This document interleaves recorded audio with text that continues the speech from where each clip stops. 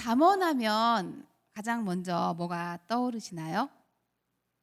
지혜, 교훈, 도덕과 윤리 같은 게 떠오르지 않으시나요? 저는 모태 신앙이었기 때문에 주워 들은 이야기가 참 많았습니다. 잠언을 읽으면 지혜로워진다, 똑똑해진다. 그래서 학창 시절에 머리가 나빠서 성적이 오르지 않을 때면 잠언을 읽으면 지혜로워진다고 했기 때문에 잠언을 펼쳐놓고 있다가 잠이 들어버리는 그런 우를 범할 때도 많았고요. 결혼해서는 권사님들이 이런 말씀을 하시더라고요. 태교는 무조건 잠언이다.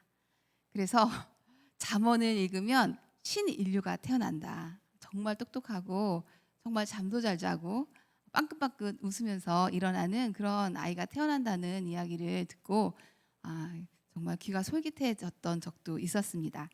진짜 잠언은 IQ를 높여주는 그런 이야기를 담고 있는 걸까요? 정말 잠언은 윤리적이고 도덕적인 세상에서 어떻게 하면 잘 살 수 있는지 그런 인생 지침서와 같은 이야기들이 잠언에 담겨 있을까요? 잠언에 대해서 제가 처음으로 많이 고민해보고 진지하게 생각해 보았던 것은 제가 섬겼던 교회에 한 집사님, 저희 선생님이셨던 집사님께서 저에게 질문을 주셨기 때문이었습니다. 하루는 전도사님, 제가 잠언을 읽고 있는데 이 잠언에서 말하고 있는 지혜가 도대체 무엇입니까? 하면서 성경 구절과 함께 이렇게 질문을 주셨습니다. 제가 그 질문을 듣고 깜짝 놀랐습니다. 왜냐하면 제가 모르는 질문을 하면 제가 깜짝 놀라거든요. 제가 깜짝 놀랐습니다.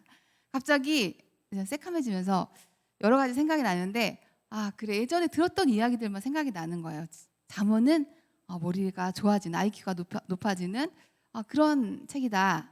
그리고 잠언은 뭔가 도덕과 윤리를 담은 그런 인생 지침서다. 이런 이야기들, 들어왔던 이야기들이 막 떠오르는데 100% 오답이라는 건 확실한 거예요. 그 두 가지는 100% 오답이다. 그렇다면 정답은 무엇일까?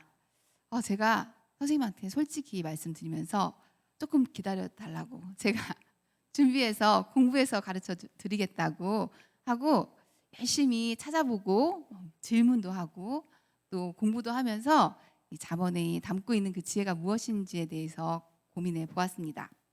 여러분, 질문을 하셔야 돼요. 그래야 저와 같은 사역자들이 공부를 합니다.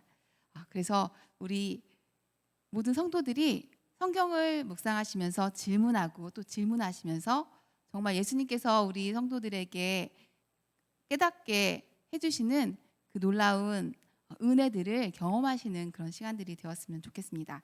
오늘 잠언의 말씀을 통해서요, 우리 성도님들 안에도 숨어 있었던 그 질문, 과연 잠언이 말하는 그 지혜는 무엇일까라는 그 질문에 답을 얻으시는 시간이 되시기를 바라겠습니다.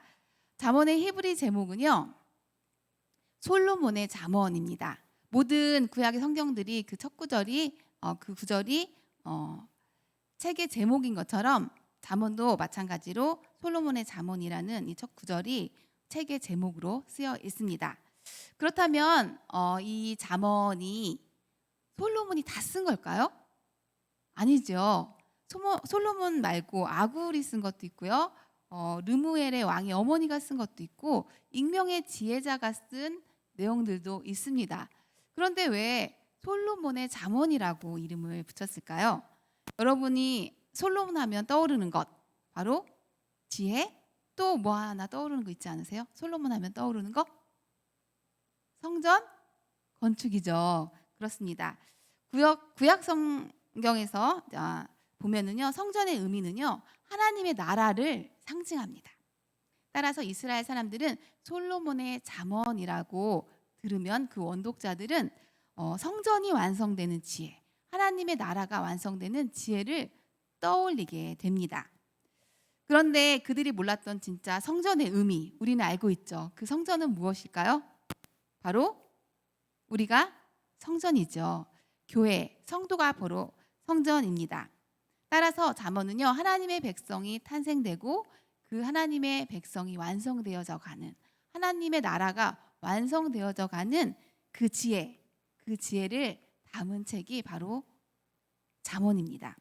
그래서 수많은 솔로몬의 잠언이 있어요. 솔로몬이 여기 있는 잠언만 쓰지 않았습니다. 그 열왕기 상에 보면은요, 솔로몬이 잠언을 3천을 말했고라는 내용이 나와 있어요. 그 수없이 많은 잠언에 솔로몬이 수없이 많은 잠언을 썼는데 그 중에서 하나님께서 이 하나님 나라의 완성에 관한 그 말씀들을 뽑아서 이 잠언에 담아 놓으신 거죠. 잠언의 핵심이 되는 단어가 무엇일까요? 바로 지혜입니다. 참 지혜는 무엇일까? 그리고 그 지혜는 어디에서 올까? 그 지혜를 소유해라. 그 지혜를 반드시 소유하고 그 지혜를 소유한 자의 삶은 어떻게 반응이 되어져서 나오는지에 대한 말씀들이 이 잠언에 담겨져 있습니다. 잠언을 읽다 보면요, 여러 가지 지침들이 나옵니다. 저는 복음을 알기 전에 이 잠언의 지침들을 보면서 마음이 참 어려웠던 적들이 많았습니다. 마치 막 이거 해라, 저거 해라, 계속 이런 교훈과 지침들의 말씀을 듣다 보면 어머니의 품격 있는 잔소리가 생각나는 거예요. 어머니의 많은 잔소리 중에서 제법 품격 있는 잔소리들. 그 잔소리 들으면 보통 어떠신가요? 잔소리 들으시면 기분이 썩 좋지가 않죠.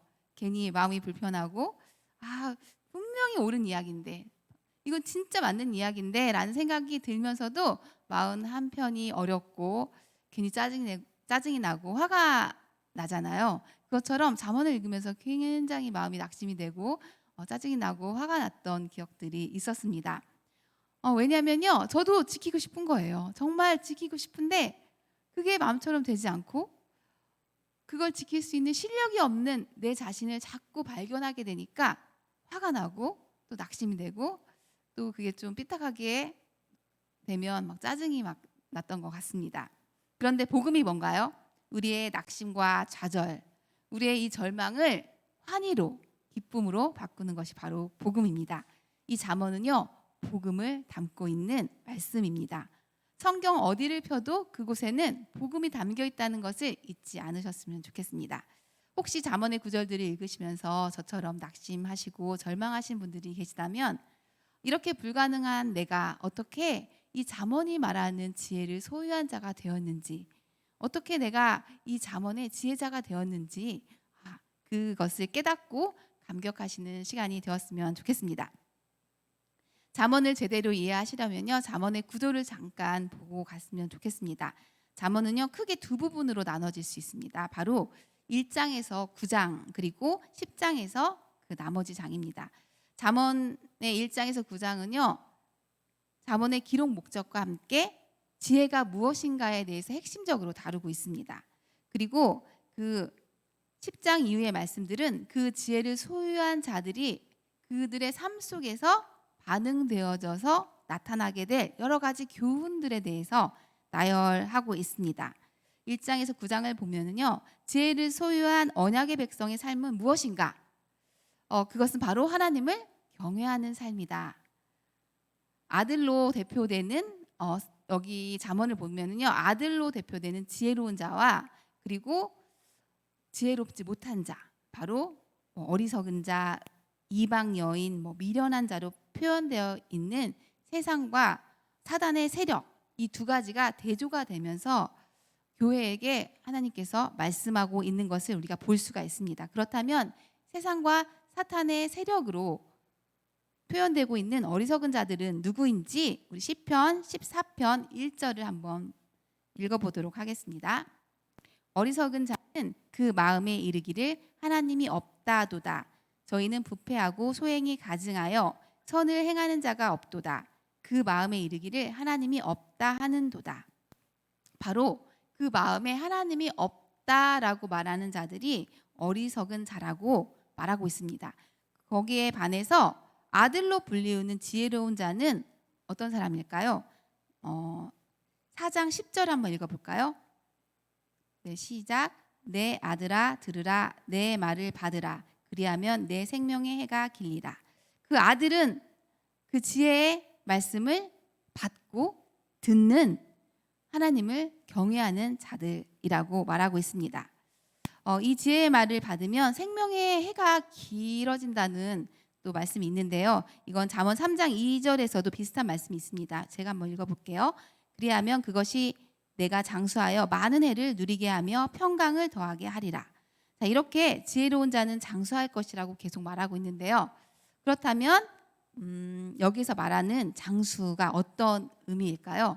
여기서 생명의 해라고 표현되어 있는 해가 길리라에서 그 해라고 번역된 욤이라는 단어는 질적이고 양적인 시간, 생명의 날들을 가리키는 용어입니다. 그래서 무작정 길게 오래 산다는 뜻이 아니라 정말 하나님 안에서 질적으로 영적으로 건져 올려지는 시간들을 이 욤이라는 단어로 표현을 하고 있습니다. 그러니까요, 100년을 살아도 하나님께서 보시기에 하나님 앞에서 건져지지 않는 시간을 산 사람은 장수했을까요? 아니죠. 하나님 눈에는 요절한 거죠. 하지만 10년을 살았다 하더라도 정말 하나님 안에서 건져 올려지는 시간들이 많았다면 그 사람은 장수한 사람이 되는 것입니다. 저는 이런 의미를 잘 몰랐을 때에는요, 성경이 말하는 이런 복의 개념들 때문에 굉장히 혼란을 많이 느꼈습니다. 정말 100살까지 산다는 의미인지 장수가, 아니면 뭐 구약에서 나오는 복의 의미들이 많잖아요. 뭐 장수뿐만 아니라 부, 건강, 뭐 자식, 이런 게 복의 개념들로 많이 사용되는데 도대체 이런 것들을 예수 믿으면 정말 이런 것들을 다 주신다는 걸까? 굉장히 고민도 많이 했고 흑심도 많이 품었던 것 같습니다. 그런데 그것들이 오해라는 걸 나중에 알게 됐죠. 구약의 복의 개념들을 잘 이해해야 하나님에 대한 오해를 줄이고 우리가 진짜로 집중해야 되는 그곳에 집중할 수가 있습니다. 제가 전에 사역했던 곳에서 있었던 일인데요. 유치부 전도사님이 예배 후에 이렇게 다크서클이 이렇게 여기까지 내려갔고 이제 사무실로 올라오셨어요. 그래서 무슨 일이에요? 이렇게 물어봤더니 오늘 유치부에서 사건이 있었다고 하는 거예요. 그날 그 주제가 병을 고쳐주시는 예수님이라는 주제였대요. 그래서 전도사님이 막 신나게 막 설교를 그림 자료를 막 보여주면서 열심히 설교하시면서 마지막으로 예수님이 우리 병을 고쳐주셨어요. 이렇게 신나게 딱 얘기했는데 갑자기 저기 앉아있던 여자아이가, 어린아이가 굉장히 울상이 되어가지고 눈물이 글썽글썽해서 손을 막 이렇게 들었대요. 전도사님, 우리 엄마는 암이래요. 그런데 왜 안 고쳐주세요? 분위기가 어떻게 됐을까요? 전도사님은 화기애애하게 병을 고쳐주셨어요 이렇게 했는데 갑자기 애가 막 울먹거리니까 선생님들이 너무너무 당황을 한 거예요. 이 분위기를 어떻게 해야 되나 막 이렇게 당황해하고 있는데 갑자기 그 옆에 있던 남자아이가 막 눈물을 흘리면서 전도사님 우리 할아버지는 죽었어요 이렇게 우니까 분위기가 어떻게 됐겠습니까? 정말 선생님들이 당황하고 거기 있는 이제 아이들도 웅성웅성하면서 굉장히 분위기가 이상해졌는데 전도사님도 마찬가지고 선생님들도 너무 당황해가지고 적절한 설명을 못 해준 거예요. 그리고 올라오셨어요. 그래서 전도사님이 진짜 너무 마음이 어렵다고 하면서 얘기를 하셨는데 여러분 어떠십니까? 정말 이 복의 개념에 대해서 우리가 좀 진지하게 생각해 보지 않는다면 이런 일들이 당연히 일어나겠죠. 그래서 우리가 복의 개념을 한번 생각해 보았으면 좋겠는데요. 구약에서 복을 설명할 때 그 당시는 예수님이 오시기 전이었죠. 그래서 복 자체이신 예수님을 설명해 주실 때 어떻게 설명할 수 있을까요? 우리는 땅에 속한 사람이고 하늘에 속한 사람들이 아니잖아요. 땅에 속해 있기 때문에 하나님께서 우리에게 복에 대해서 설명해 주실 때 잘 이해할 수 있을까요? 복이신 예수님을 설명할 때 우리는 3차원에 갇혀 있는 사람들인데 하늘은 그 3차원의 개념 자체를 떠난 정말 놀라운 곳인데 그 하늘의 언어들을, 하늘의 것들을 우리에게 설명해 줄 때 주님께서 어떻게 설명해 주실 수 있을까요? 우리도 어린아이들에게 어떤 걸 설명할 때는요, 그 아이들이 아는 단어를 가지고 예화를 가지고 설명하죠. 그것처럼 하나님께서는 우리에게 이 땅의 것들을 가지고 하나님의 나라의 것들을 설명해 주십니다. 복 자체이신 예수님을 설명해 주시려고 하는데 내가 너에게 복을 주겠다. 예수를 주겠다 그랬더니 이 땅에 속한 사람들이 복을 주시겠다고요? 그러면 장수한다는 건가요? 아들을 주시겠다는 건가요? 건강을 주시겠다는 건가요? 이렇게 나오는 거예요. 그러니까 뭐라고 하시겠어요? 주님이 그래, 너희들은 그렇게 복의 개념들을 이해하고 있구나. 그렇다면 너희가 알고 있는 그 복의 개념들을 가지고 내가 예수 그리스도를 설명해 주겠다라고 이야기하고 있는 것입니다. 그래서요, 정말 우리 정말 죽어버린 우리의 영혼, 죄로 인해 망가져버린 우리의 영혼을 고치시고 살리시고 회복시키시는 그 예수 그리스도를 설명하기 위해서 주님께서는 병에서 고침을 받고 죽음에서 살아나는 그런 기적들을 보여주시는 거고요. 우리가 하늘의 그 풍성한 그 복을 깨닫게 하기 위해서 이 땅의 불을 가지고 설명해 주시기도 했고요. 그리고 주님께서는 아브라함, 이삭 이런 우리 조상들을 통해서 그들을 통해서 복의 개념들을 설명해 주셨던 것입니다. 그런데 마치 이것은 표지판과 같은 거예요. 예수 그리스도를 나타내는 표지판과 같은 거죠. 그런데 그 실체이신 예수님께서 오셨나요? 오시지 않았나요? 오셨죠. 그렇다면 이제는 이 실체가 왔기 때문에 우리가 그 표지판에 집착해서는 안 되는 것입니다.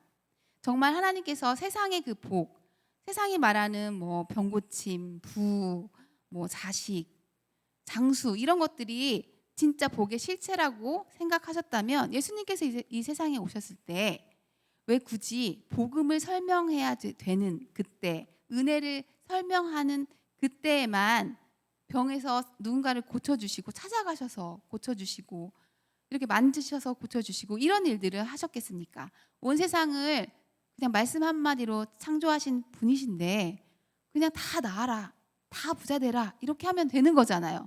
그런데 주님은 그렇게 하지 않으셨죠. 우리에게 주님께서 분명히 설명해 주시고 싶으신 것이 있었기 때문입니다. 바로 예수를 가진 자가 다 가진 자고 예수를 가진 자가 복 받은 자라는 것을 우리에게 설명해 주시고 싶었던 것입니다. 여러분은 그래서 이미 복을 받으신 분이십니다. 믿으십니까? 아멘. 네. 그렇다면 오늘의 본문인 4장을 좀 살펴보겠습니다. 4장 5절에서 7절 말씀인데요. 우리 한번 함께 읽어보겠습니다. 지혜를 얻으며 명철을 얻으라. 내 입의 말을 잊지 말며 어기지 말라. 지혜를 버리지 말라. 그가 너를 보호하리라. 그를 사랑하라. 그가 너를 지키리라. 지혜가 제일이니 지혜를 얻으라. 내가 얻은 모든 것을 가지고 명철을 얻을지니라. 아멘. 이렇게 지혜가 널 보호하고 지키실 거다라고 설명하면서 지혜의 유익에 대해서 계속해서 설명하고 있습니다. 잠언 4장 9절을 보면요. 그가 아름다운 관을 내 머리에 두겠고 영화로운 면류관을 내게 주리라 하셨느니라. 이렇게 지혜가 우리에게 면류관을 준다고도 말하고 있습니다. 4장 14절부터는요. 이제 악인의 길을 피하라고 하시면서 음녀와 이방 여인 즉 세상과 사탄의 세력을 피하라고 권고하고 있습니다. 계속해서 지혜를 얻어라. 지혜가 없는 자들은 그렇게 어리석은 자들의 길을 가게 되고 지혜가 있는 자들은 어리석은 자, 미련한 자, 그런 미련한 계집을 쫓아가지 않게 된다. 그러니까 지혜를 반드시 얻어라. 계속 말하고 있는데요. 그렇다면 정말 궁금하지 않으십니까? 도대체 이 지혜가 뭘까? 그 답은 바로 8장에 나옵니다. 8장 22절에서 31절을 교독했으면 좋겠는데요. 내가라는 글자가 나올 때마다 그게 지혜를 가리킨다는 것을 염두에 두시면서 같이 한번 읽어봤으면 좋겠습니다. 22절 제가 먼저 읽겠습니다. 여호와께서 그 조화의 시작 곧 태초에 일하시기 전에 나를 가지셨으며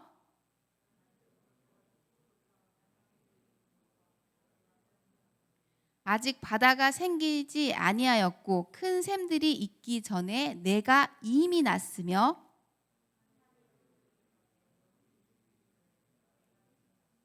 하나님이 아직 땅도 들도 세상 진토의 근원도 짓지 아니하셨을 때라.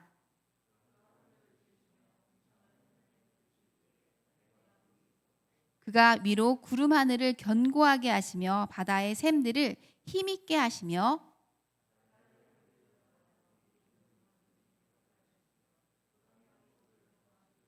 내가 그 곁에 있어서 창조자가 되어 날마다 그의 기뻐하신 바가 되었으며 항상 그 앞에서 즐거워하였으며.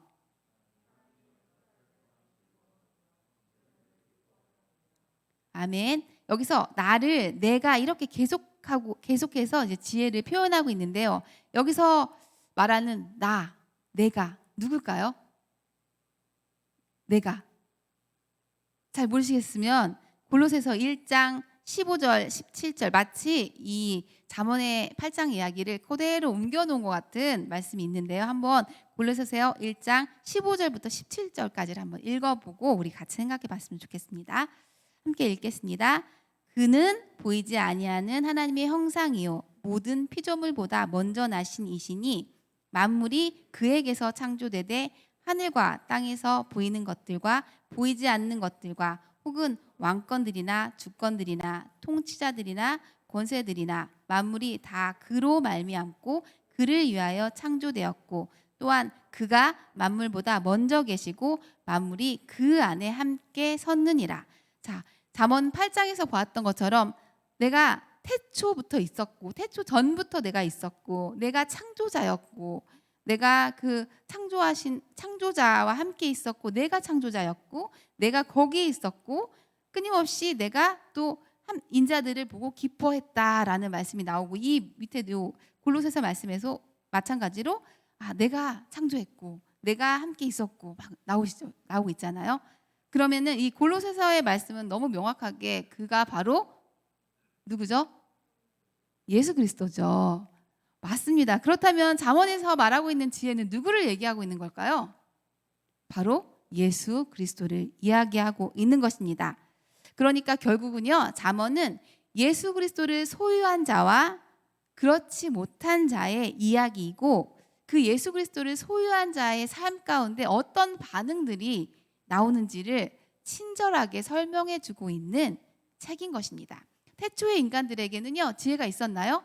있었죠. 지혜자에 의해서 창조되었던 그 지혜를 소유한 사람들, 하나님과 함께 동행했던 그 사람들이었습니다. 하지만 그 타락으로 인해서 지혜를 잃어버리게 되었습니다. 그런데 하나님께서는 그 지혜를 다시 우리에게 부으셔서 우리가 그의 백성들을 다시 살려낸다는 이야기가 잠언에 들어있는 거예요.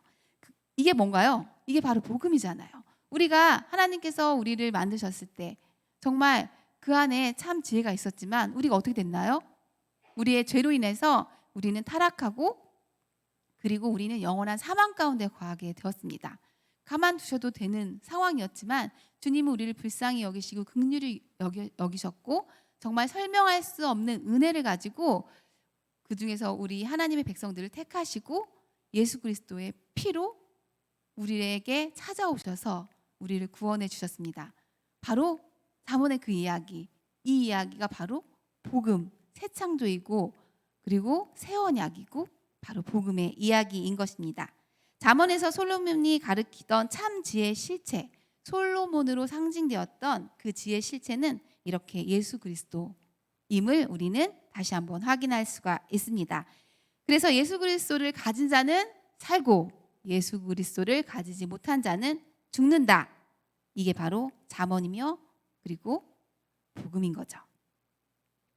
자, 이렇게 예수 그리스도를 소유하게 된 예수 그리스도께서 우리에게 찾아오셔서 그 지혜가 우리 가운데 임하셔서 그분을 알게 된 자들은 잠언 10장 이후에 나와 있는 수없이 많은 교훈들, 그 교훈의 삶을 향해서 달려가게 되어 있다고 잠언은 말하고 있습니다. 그런데 계속해서 말하지만 우리가 완벽하게 이 복음, 이 잠언에 나와 있는 그 많은 교훈들을 100% 지킬 수 있을까요? 다 할 수 있을까요? 아닙니다. 우리는 하나님의 그 수준까지 그 계명들을 지켜 나갈 수 있는 실력이 있나요? 없습니다. 도저히 할 수 없는 그 나를 위해서 예수님께서 그 삶을 다 살아내시고 내가 산 것처럼 우리에게 어떻게 해주셨죠? 선물해 주셨죠. 예수 그리스도의 삶을 우리에게 전가시켜 주셨습니다. 그래서 우리가 잠언을 읽을 때마다 나 정말 예수님 없었으면 어쩔 뻔했어. 정말 내 예수님 없었으면 나 어떻게 할 뻔했어 하면서 그 십자가로 은혜로 달려가게 되어 있는 것입니다. 그리고 이렇게 넘어졌다 할지라도 하나님께 달려가고 그 지향점을 가지고 달려갈 때 또 될 때도 물론 있잖아요. 그렇죠? 그때마다 정말 내 안에서 예수 그리스도께서 일하시는구나. 하나님께서 내 안에서 역사하시는구나 하면서 감사하며 찬양할 수 있게 되는 것입니다. 이 상황에서 어떻게 내가 이건 지켰어. 난 이건 내가 했어. 너는 왜 그거 못해? 이런 자기 자랑, 자기의, 비판과 판단, 정죄가 나올 수 있을까요? 아니죠. 거저받았는데 어떻게 그렇게 할 수가 있겠습니까? 예수께서 우리의 삶 가운데 그렇게 지혜를 부으셨다는 것을 생각할 때마다 우리는 정말 감사하면서 주님 앞으로 달려가게 되는 것입니다.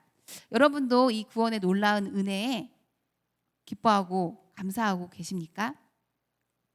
정말 이 놀라운 구원의 그 은혜 하나 때문에 가슴이 설레어 하시면서 감격하고 계십니까? 정말 많은 사람들이 저는 이렇게 감사했으면 좋겠는데 그렇게 감사하고 이 구원 하나 때문에 너무너무 기뻐하는 사람들을 많이 만나보지는 못했던 것 같습니다.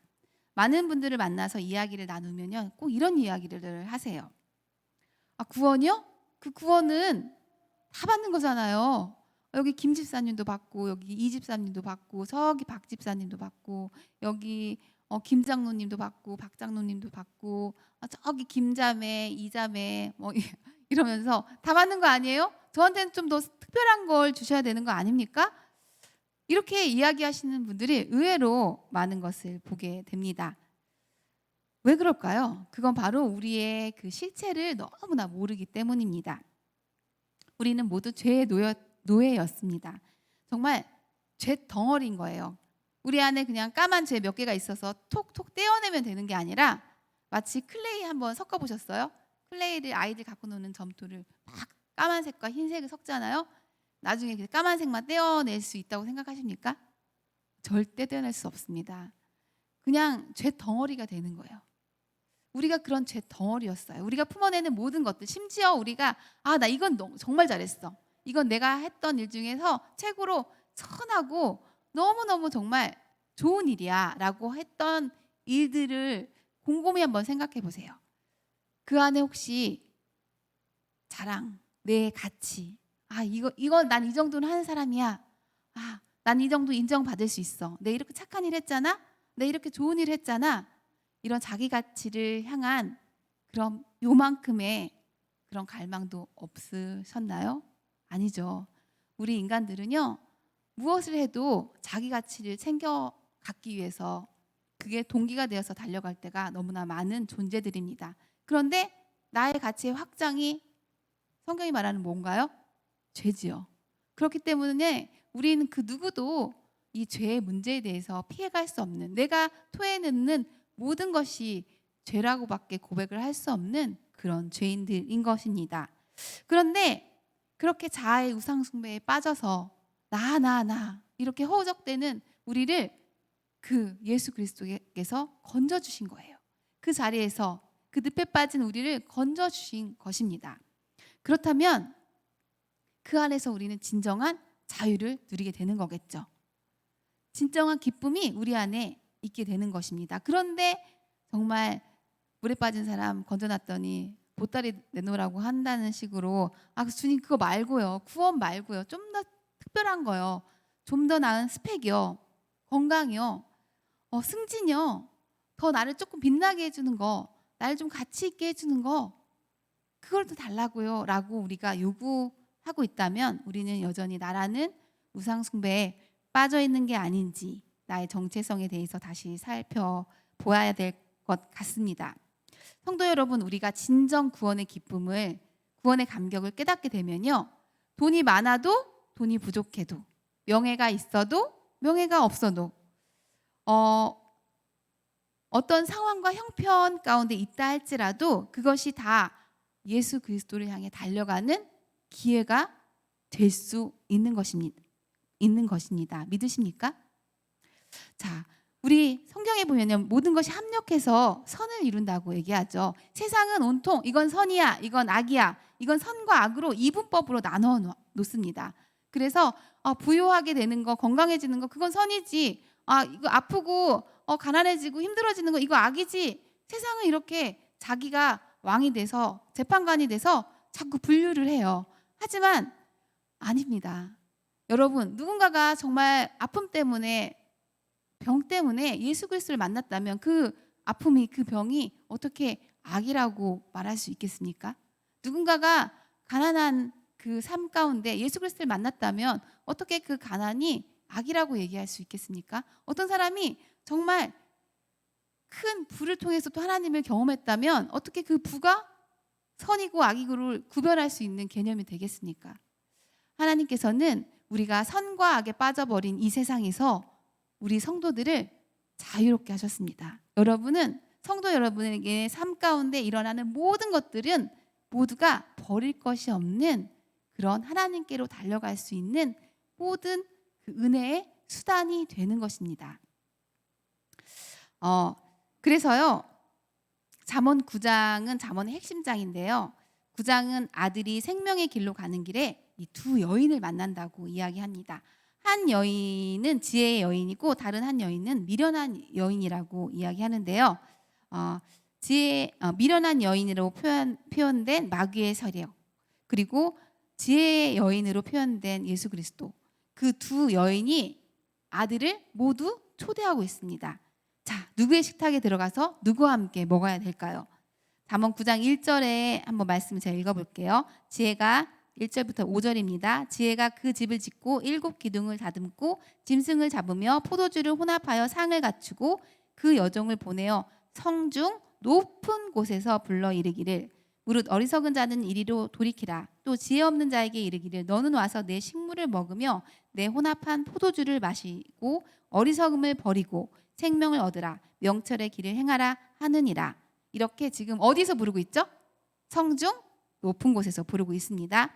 그런데요, 소름 끼치게도 미련한 여인이 지금 어떻게 우리를 부르고 있는지 한번 볼까요? 13절에서 14절인데요. 미련한 여인이 떠들며 어리석어서 아무것도 알지 못하고 자기 집 문에 앉으며 지금 성읍 높은 곳에 있는 자리에 앉아서 자기 길을 바로 가는 행객을 불러 이르되. 자, 지금 어디서 부르고 있나요? 성읍 높은 곳에서. 자, 문제는요, 주님도 우리를 부르시지만 마귀의 세력도 우리를 부르는데 굉장히 비슷하게 부른다는 거예요. 사탄이 가장 잘하는 것 중에 하나가 있는데요. 그건 바로 뭐를 만드는 건지 아세요? 모조품을 만드는 것입니다. 짝퉁을 만드는 걸 사탄이 정말 잘합니다. 혹시 짝퉁 보신 적 있나요? 모조품. 제가 친구가 한번 그 지갑, 명품 지갑을 보여준 적이 있어요. 모조품이었는데요. 저는 도무지 구별을 못 하겠더라고요. 어떤 게 진품이고 어떤 게 가짜인지를 알 수가 없어요. 인간이 만든 짝퉁도 비교하기가, 찾아내기가 쉽지 않다면 똑똑하기 그지없는 사단이 만들어낸 짝퉁은 구별하기가 쉬울까요? 어려울까요? 당연히 어렵습니다. 사탄이 만든 가장 치명적인 짝퉁, 그건 바로 하나님이라는 짝퉁입니다. 사탄은요, 하나님이라는 우상을 만들어요. 그리고 그 우상을 저기 멀리 있는 산속 깊은 곳에 절에다가 갖다 놓을까요? 아니면 저 멀리 이슬람 사원에다가 갖다 놓을까요? 사탄은 바보가 아닙니다. 하나님이라는 짝퉁을 만들어서, 우상을 만들어서 어디에 둘지는 여러분이 가장 잘 아실 것 같습니다. 이렇게 사탄은 옛날에는 너 예수 믿을래? 뭐 믿으면 죽인다? 뭐 이런 식으로 했지만 이제 그렇게 안 합니다. 하나님이라는 그 유사품을 만들어 놓고 성중 높은 곳에서 부르는 거예요. 예수 믿어. 그래, 좋아. 다 맞아. 그런데 장수, 그래, 건강, 부, 그런 것도 내가 주는 복이야 라고 얘기하는 거예요. 예수 그리스도께서 마련한 음식은 생명의 떡, 바로 예수 그리스도 자신입니다. 그런데 미련한 여인이 준비한 음식은요, 몰래 먹는 떡이에요. 똑같은 떡인데 이건 몰래 먹는 떡이고요. 도적질한 물이래요. 얼마나 달콤하고 얼마나 매력 있게 느껴지겠습니까? 또 예수만 복이니? 세상이 주는 것도 복이야. 예수 한 분만으로 만족한다고? 아, 그러지 말고 예수 플러스, 그 플러스가 있어. 예수의 구원, 예수님이 주신 그 구원, 그거 말고 플러스 복, 세상이 주는 그 복, 그게 얼마나 좋은데 라면서 우리에게 속삭이고 있는 것입니다. 얼마나 달콤한 유혹인지, 여러분, 우리 스스로도 얼마나 자주 이 거짓말에 속고 있는지 우리 스스로가 잘 알 것 같습니다. 우리는요, 정말 하나님 말고 우리가 집착하고 우리가 중독되어져 있는 것들이 있는지, 혹시 내가 하나님 말고 내가 안전한 곳이라고 생각하고 거기에 마음을 빼앗기고 있는 것들이 어떤 것인지 곰곰이 내 자신을 살피고 또 살펴야 될 것 같습니다. 왜냐하면 그것들이 눈에 보기에는 좋아 보이고 달콤해 보일지 몰라도 결국은 우리를 멸망하게 하는 것들이기 때문입니다. 성경은요, 우리가 하나님 이외에 의지하고 있는 모든 것들이 우상이라고 이야기하고 있습니다. 그렇기 때문에 우리는 다시 한번 우리의 마음들을 살펴보면서 정말 내가 예수 그리스도, 그분이 우리 안에 찾아오셨고 그분이 우리 가운데 말씀하시고 지금 우리에게 지혜 있는 자의 그 복을 주셨는데 내가 그 지혜로운 아들이 되었는데 정말 나는 그것으로 만족하고 있는지를 곰곰이 생각해 보면서 다시 한번 우리의 믿음의 여정을 다시 확실하게 해야 될 것 같습니다. 여러분, 우리 성도들은 예수 그리스도를 가진 자입니다. 우리 성도들은요, 다 가진 자입니다. 믿으십니까? 그 예수 그리스도 한 분만으로 만족하고 충분하다고 고백하시는 우리 성도 여러분 되셨으면 좋겠습니다. 우리 이 시간 주님 한 분만으로 나는 만족해라는 찬양을 한번 해봤으면 좋겠는데요. 제가 청년회 때 가장 부르기 싫어했던 찬양이었어요. 이걸 부르면 그렇게 찔리더라고요. 정말 부르면서 나는 아닌데, 나 예수님 한 분으로 충분할 수가 없는데, 나는 이것도 있어야 되고 저것도 있어야 되고, 나는 정말 이것도 하고 싶고 저것도 하고 싶고. 그때는 몰랐어요. 예수를 가진 자는 다 가졌다는 그 말을 몰랐어요. 정말 그 구원이 얼마나 크고 놀라운지를 몰랐어요. 그래서 예수 말고 정말 그 미련한 계집이 주는 거기를 따라 쫓아갔던 그런 삶을 살았던 것 같습니다. 여러분들은 어떠십니까? 정말 예수님 한 분으로 충분하십니까? 우리 마음속에 깊이 이 찬양을 마음으로 고백하면서 찬양하면서 주님 한 분만으로 충분한 우리 성도님들 되셨으면 좋겠습니다.